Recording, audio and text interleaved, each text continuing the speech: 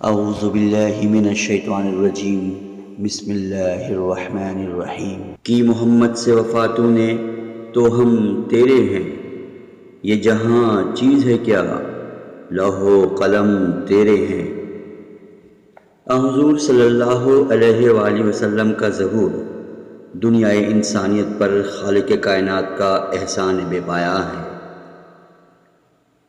خود اس مالک ارض و سما نے جو رب العالمین ہے، اس ذات اقدس صلی اللہ علیہ وآلہ وسلم کو رحمت للعالمین فرمایا۔ آپ کی ذات اقدس اس دنیا کے لیے ہی نہیں بلکہ تمام جہانوں کے لیے بھی رحمت ہے۔ حضرت واصلہ بن اسقع سے روایت ہے کہ رسول اکرم صلی اللہ علیہ وآلہ وسلم نے فرمایا کہ اللہ تعالیٰ نے حضرت ابراہیم علیہ السلام کی اولاد میں حضرت اسماعیل علیہ السلام کو برگزیدہ فرمایا، پھر ان کی اولاد میں بنو کنانہ سے قریش کو منتخب فرمایا، اور پھر قریش میں بنو ہاشم کو اور بنو ہاشم میں مجھے منتخب کیا۔ حضرت عبد المطلب کے 10 بیٹوں میں حضرت عبداللہ سب سے چھوٹے تھے۔ حضرت عبداللہ باپ کے چہیتے، حسین، فیاض اور پاک باز تھے۔ ان کی شادی بنی زہرہ کے سردار وہب بن مناف کی صاحبزادی بی بی آمنہ سے ہوئی۔ شادی کے وقت حضرت عبداللہ کی عمر 25 برس تھی اور بی بی آمنہ کی عمر 20 برس تھی۔ حضرت آمنہ سے نکاح کے کچھ عرصے کے بعد قریش کا ایک تجارتی قافلہ ملک شام جا رہا تھا۔ حضرت عبداللہ بھی مال تجارت کے ساتھ سفر پر روانہ ہو گئے۔ واپسی میں بیمار ہو گئے۔ یثرب کے قریب تکلیف بڑھ گئی تو اپنے ننیال بنی عدی بن نجار میں جا ٹھہرے، وہیں ان کا انتقال ہوا۔ حضرت عبداللہ کی عمر اس وقت 25 برس کی تھی۔ حضرت آمنہ صاحب حوصلہ مند اور ذہین خاتون تھیں۔ شوہر کا داغ جدائی بڑی ہمت سے برداشت کیا۔ اس وقت آپ حاملہ تھیں۔ عام مورخین کے مطابق نبی پاک صلی اللہ علیہ وآلہ وسلم آخر الزماں کی ولادت 12 ربیع الاول پیر کے دن صبح صادق کے وقت ظہور پذیر ہوئی۔ وہ آئے جن کے آنے سے گلزار ہستی میں رونق آ گئی۔ پیدائش کے 7ویں دن آپ صلی اللہ علیہ وسلم کے دادا حضرت عبد المطلب نے آپ کا عقیقہ کیا اور آپ کا نام محمد رکھا۔ ابھی آپ کی عمر مبارک 6 سال کی تھی کہ آپ کی والدہ ماجدہ حضرت آمنہ رضی اللہ تعالی عنہا اس دنیا فانی سے کوچ کر گئیں۔ 6 سال کے بچے پر اس وقت کیا گزری ہوگی یہ اللہ ہی جانتا ہے۔ زندگی کا یہ پہلا سانحہ تھا اور بڑا ہی سخت تھا۔ اس کے بعد آپ کے دادا نے انتہائی ناز و نعم اور محبت سے آپ کی پرورش کی، مگر آپ کی عمر مبارک ابھی 8 برس کی ہوئی تو آپ کے دادا حضرت عبد المطلب کا انتقال ہو گیا۔ شفیق دادا کے انتقال پر آنکھیں اشک بار تھیں اور دل اداس اور بیتاب تھا۔ ماں کے بعد اب محبت کرنے والے دادا بھی دنیا فانی سے کوچ کر گئے تھے، جہاں سے کوئی لوٹ کر نہیں آتا۔ اپنے باپ کی وصیت کے مطابق حضرت ابو طالب اپنے بھائی کی نشانی کو اپنے گھر لے آئے۔ 9 عمری میں ہی آپ کی سنجیدگی آپ کی مستقبل کی شخصیت کا پتہ دیتی تھی۔ حضرت ابو طالب فرماتے ہیں کہ آپ صلی اللہ علیہ وآلہ وسلم جب کھانے پر بیٹھتے تو بسم اللہ کہتے اور جب فراغت پاتے تو الحمدللہ کہتے۔ آپ صلی اللہ علیہ وسلم کو بچپن سے ہی کسی نے بھی جھوٹ کہتے نہیں سنا، نہ کبھی کوئی جاہلانہ بات کی، نہ کبھی بیجا ہنستے دیکھا۔ کھیل کود سے کوئی خاص دلچسپی نہیں تھی۔ حضرت ابو طالب تنگ دست مگر دل کے بہت امیر تھے۔ حضور صلی اللہ علیہ وآلہ وسلم نے جب اپنے چچا کے گھر کی حالت دیکھی تو کام کرنے میں کوئی عار محسوس نہ کیا۔ اپنے ایک پڑوسی ابو معید کی بکریاں مکہ کی پہاڑی چراگاہ اجیاد میں اجرت پر چرانے لگے۔ صحیح بخاری کتاب الاجارہ میں ہے کہ میں قرارید پر مکہ والوں کی بکریاں چرایا کرتا تھا۔ وہاں سے جو بھی اجرت حاصل ہوتی آپ اپنے چچا کی نظر کرتے تھے۔ کمائی کا یہ سلسلہ کوئی 10-12 سال تک چلتا رہا۔ پھر آپ صلی اللہ علیہ وآلہ وسلم نے تجارت کا پیشہ اختیار کیا۔ آپ صلی اللہ علیہ وسلم جب تجارتی سفر سے واپس لوٹتے تو جب تک پائی پائی بے باک نہ کر دیتے گھر کی راہ نہ لیتے تھے۔ آپ صلی اللہ علیہ وآلہ وسلم کو ہر کسی نے تجارت میں بہت زیادہ ایماندار پایا۔ آپ کی صداقت اور امانت سے ہر کوئی آپ کا گرویدہ ہو گیا۔ آپ صلی اللہ علیہ وسلم کے حسن معاملات کی دور دور تک شہرت تھی۔ لوگ آپ صلی اللہ علیہ وسلم کے ساتھ تجارت میں شرکت خوشدلی سے کرتے تھے۔ راست بازی اور صاف معاملات کی وجہ سے صادق اور امین کے لقب سے یاد کیے جاتے تھے۔ شہر کی ایک دولت مند خاتون حضرت خدیجہ رضی اللہ تعالی عنہ بنت خویلد نے، جن کا مال تجارت اکثر اوقات قافلہ قریش کے نصف مال سے زیادہ پر مشتمل ہوتا تھا، آپ صلی اللہ علیہ وسلم کو اپنا مال تجارت ملک شام لے جانے کی دعوت دی۔ آپ صلی اللہ علیہ وسلم نے اپنے چچا سے مشورے کے بعد سفر پر جانا منظور فرما لیا۔ سامان تجارت کے ساتھ حضرت خدیجہ رضی اللہ تعالی عنہ کا ایک غلام میسرہ بھی شریک سفر تھا۔ راستے میں میسرہ نے آپ صلی اللہ علیہ وسلم کے اخلاق، عادات اور خصال کو دیکھتے ہوئے آپ کا گرویدہ ہو گیا۔ حضرت خدیجہ جو پاک بازی کی وجہ سے طاہرہ کے لقب سے مشہور تھیں، آپ صلی اللہ علیہ وسلم کی خدمت میں پیغام بھیجا۔ آپ صلی اللہ علیہ وسلم نے اپنے چچا کی رضامندی سے یہ پیغام قبول کیا۔ حضرت خدیجہ سے نکاح کے وقت حضور صلی اللہ علیہ وسلم کی عمر مبارک 25 سال تھی، جبکہ حضرت خدیجہ جو ایک بیوہ خاتون تھیں ان کی عمر 40 سال تھی۔ حضرت خدیجہ رضی اللہ تعالیٰ عنہ چونکہ ایک مالدار خاتون تھیں، آپ صلی اللہ علیہ وسلم سے نکاح کے بعد اپنی ساری دولت اسلام کے نام پر وقف کر دی۔ حضور اکرم صلی اللہ علیہ وآلہ وسلم کی ساری اولاد حضرت خدیجہ رضی اللہ تعالیٰ عنہ سے ہوئی، سوائے حضرت ابراہیم رضی اللہ تعالیٰ عنہ کے، جو حضرت ماریہ قبطیہ سے پیدا ہوئے اور بچپن میں ہی انتقال فرما گئے۔ حضرت قاسم کی پیدائش ہوئی تو عرب کے لوگ آپ صلی اللہ علیہ وآلہ وسلم کو ابو القاسم کے نام سے پکارتے تھے۔ عرب میں کنیت بڑی قابل فخر سمجھی جاتی تھی اور عموماً پہلی اولاد کے نام پر رکھی جاتی تھی، خواہ لڑکا ہو یا لڑکی۔ حضرت قاسم ابھی پاؤں چلنے ہی لگے تھے کہ انتقال فرما گئے۔ اسی طرح حضرت عبداللہ بن محمد صلی اللہ علیہ وآلہ وسلم جو بعثت کے بعد پیدا ہوئے، ان کا بھی بچپن میں انتقال ہو گیا۔ اس وقت دشمن رسول خدا خوشیاں منانے لگے کہ آپ صلی اللہ علیہ وآلہ وسلم کی نسل ختم ہو گئی۔ اس موقع پر تسلی دیتے ہوئے اللہ تعالیٰ نے سورہ کوثر نازل فرمائی اور آپ صلی اللہ علیہ وآلہ وسلم کو خیر کثیر کے عطا کیے جانے کی بشارت دی۔ حضور صلی اللہ علیہ وسلم کی چاروں صاحبزادیاں جو حضرت خدیجہ رضی اللہ تعالیٰ عنہ سے ہی ہوئیں، ان کے نام یہ ہیں: حضرت زینب رضی اللہ تعالیٰ عنہ، حضرت رقیہ رضی اللہ تعالیٰ عنہ، حضرت ام کلثوم رضی اللہ تعالیٰ عنہ اور حضرت فاطمہ الزہرا رضی اللہ تعالیٰ عنہ۔ غار حرا کے لفظی معنی ہیں تلاش اور جستجو۔ یہی وہ مقام ہے جہاں نبی پاک صلی اللہ علیہ وآلہ وسلم بیشتر وقت تنہائی میں عبادت کرتے ہوئے گزارا کرتے تھے۔ یہیں آپ صلی اللہ علیہ وآلہ وسلم کو بشارت نبوت ملی۔ آپ کی زندگی کا 40واں سال تھا کہ آپ صلی اللہ علیہ وآلہ وسلم کو سچے خواب نظر آنے لگے، جو نیند کی حالت میں دیکھتے وہ سحر کے اجالے کی طرح واضح ظہور پذیر ہوتے۔ آپ صلی اللہ علیہ وسلم پر حقیقت کھلنے لگی اور تاریکی کے پردے چھٹنے لگے۔ برسوں کی عبادت اور ریاضت سے روشنی پھوٹنے لگی۔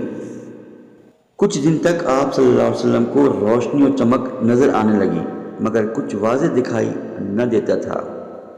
پھر ایک شام غار حرا کے اندھیرے میں یکایک روشنی ہوئی۔ روح الامین امر حق کے ساتھ ظاہر ہوئے اور فرمایا، اے محمد صلی اللہ علیہ وآلہ وسلم، بشارت قبول ہو۔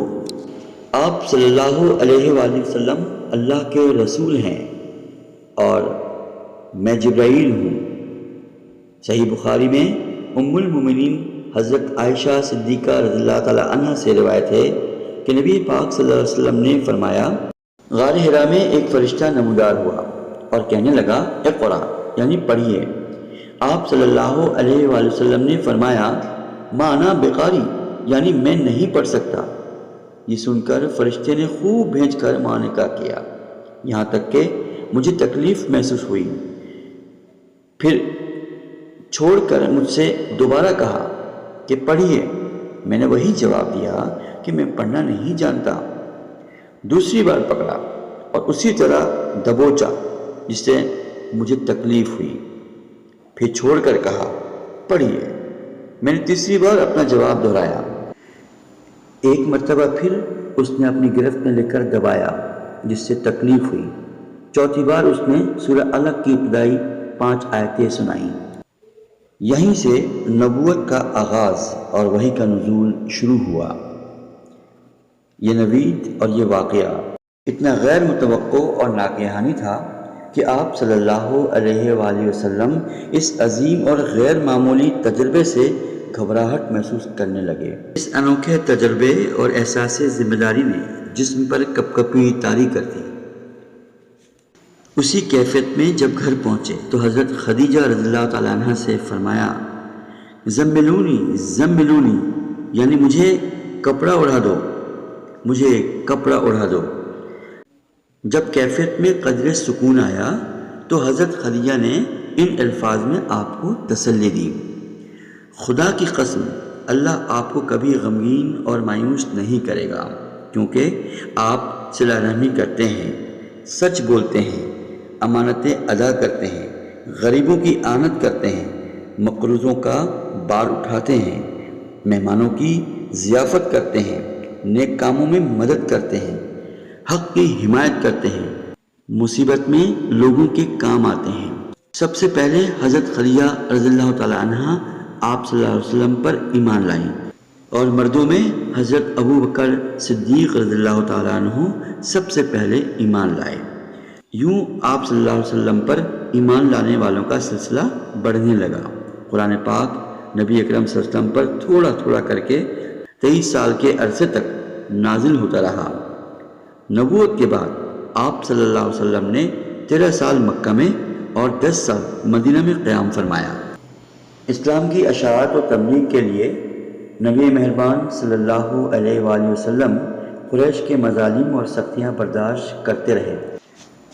مکہ مکرمہ میں دشمنوں نے اسلام قبول کرنے والے ہر شخص پر مظالم ڈھائے، ان کو ذہنی جسمانی اذیتیں پہنچانے کا کوئی موقع نہ چھوڑتے تھے، یہاں تک کہ انہوں نے حضور اکرم صلی اللہ علیہ وآلہ وسلم کو اور دیگر مسلمانوں کو 3 سال تک شعبہ ابی طالب میں محصور کر دیا اور بہت سے صحابہ کرام رضی اللہ تعالیٰ اجمعین کو اذیتیں دے کر شہید کر دیا۔ شعبہ ابی طالب سے ابھی نکلے 6 ماہ ہی ہوئے تھے کہ ابو طالب پر بیماری کا حملہ ہوا اور وہ انتقال کر گئے۔ چند دن بعد حضور اکرم صلی اللہ علیہ وسلم کی زوجہ حضرت خدیجہ رضی اللہ تعالیٰ عنہ کا بھی انتقال ہو گیا۔ یک بعد دیگرے دونوں سانحات کی وجہ سے حضور اکرم صلی اللہ علیہ وآلہ وسلم غم سے نڈھال ہو گئے۔ اسی لیے نبوت کے 10ویں سال کو عام الحزن یعنی غم کا سال کہا جاتا ہے۔ حضور صلی اللہ علیہ وآلہ وسلم اسلام کی تبلیغ کے لیے طائف بھی گئے۔ جب مکے میں سختیاں بڑھ گئیں تو اسلام کو بچانے کے لیے آپ مکے سے مدینہ ہجرت کر گئے۔ غزوہ بدر، غزوہ احد، غزوہ خندق اور صلح حدیبیہ کے بعد حضور صلی اللہ علیہ وسلم نے بادشاہوں کو تبلیغی خطوط لکھے۔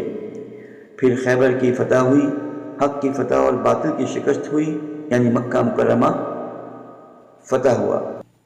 آپ صلی اللہ علیہ وسلم کی ازواج مطہرات کے متعلق ارشاد باری تعالیٰ ہے کہ حضور اکرم صلی اللہ علیہ وآلہ وسلم کی ازواج مطہرات تمام مومنوں کی مائیں ہیں۔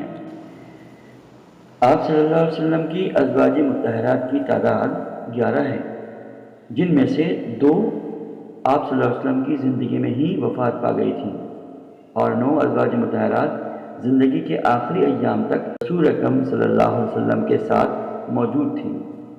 آپ صلی اللہ علیہ وسلم کی ازواج مطہرات کا نام یہ ہے: ام المؤمنین حضرت خدیجہ رضی اللہ تعالی عنہ بنت خویلد رضی اللہ تعالی عنہ، ام المؤمنین حضرت عائشہ صدیقہ رضی اللہ تعالی عنہ بنت ابوبکر صدیق رضی اللہ تعالی عنہ، ام المؤمنین حضرت زینب رضی اللہ تعالی عنہ بنت خزیمہ رضی اللہ تعالی عنہ، ام المؤمنین حضرت زینب رضی اللہ تعالی عنہ بنت حجش رضی اللہ تعالی عنہ، ام المؤمنین حضرت سودا رضی اللہ تعالی عنہ بنت زما رضی اللہ تعالی عنہ، ام المؤمنین حضرت حفصہ رضی اللہ تعالی عنہ بنت عمر بن خطاب رضی اللہ تعالی عنہ، ام المؤمنین حضرت ام سلمہ رضی اللہ تعالی عنہ بنت ابو امیہ رضی اللہ تعالی عنہ، ام المؤمنین حضرت جویریہ رضی اللہ تعالی عنہ بنت الحارث رضی اللہ تعالی عنہ،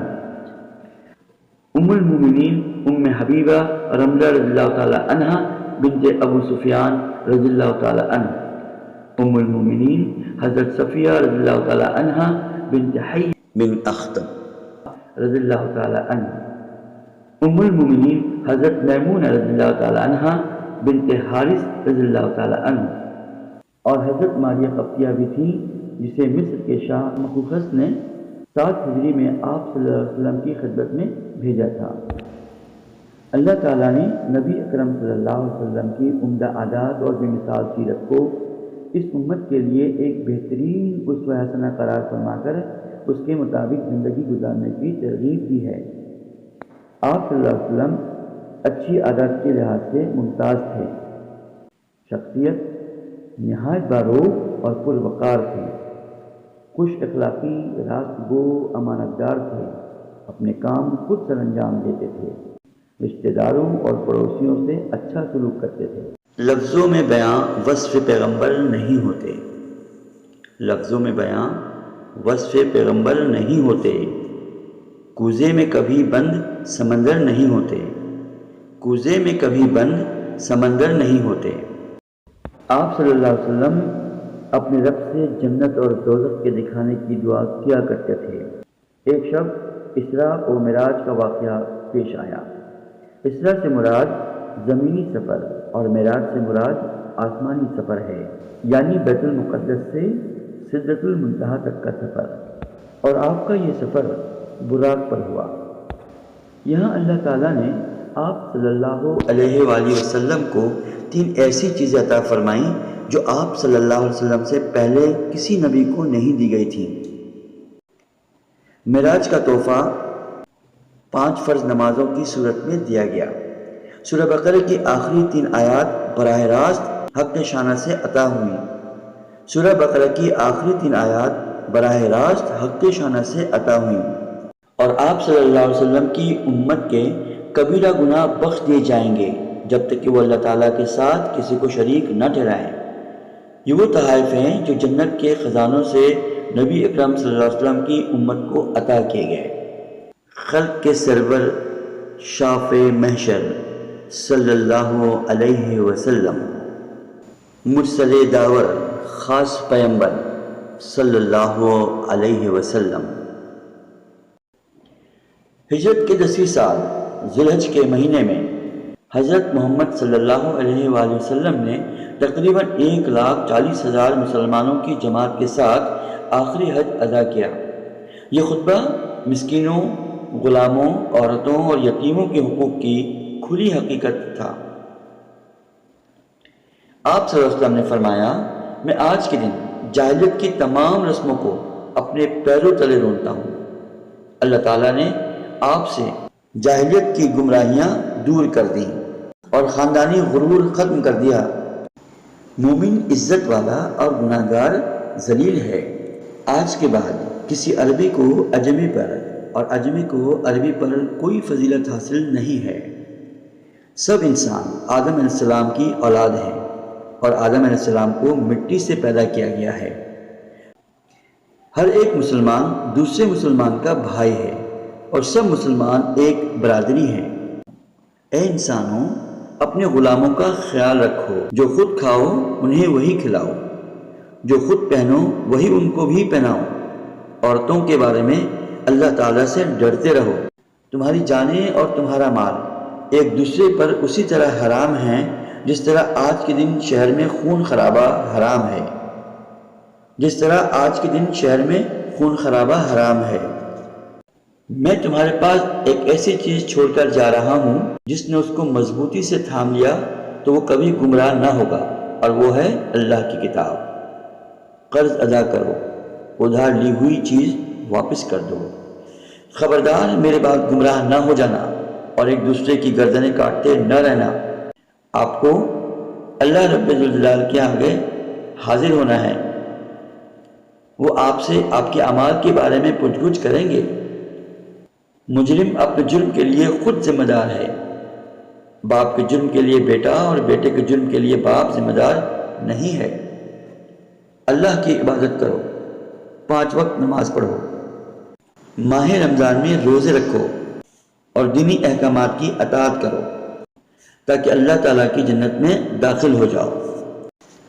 مذہب میں انتہا پسندی سے بچتے رہو، کیونکہ تم سے پہلے کی قومیں اسی وجہ سے گروہ گروہ ہو کر تباہ ہو گئیں۔ خطبے کے بعد آپ صلی اللہ علیہ وسلم نے فرمایا، جو افراد یہاں ہیں وہ غیر موجود افراد تک یہ پیغام پہنچا دیں۔ آپ صلی اللہ علیہ وسلم پوری انسانیت کے لیے ابدی صحیفہ ہدایت لے کر تشریف لائے۔ تکمیل دین کی آیت کا نزول اس بات کا واضح اشارہ تھا کہ دنیا میں ہدایت کا سلسلہ اپنے اختتام کو پہنچا۔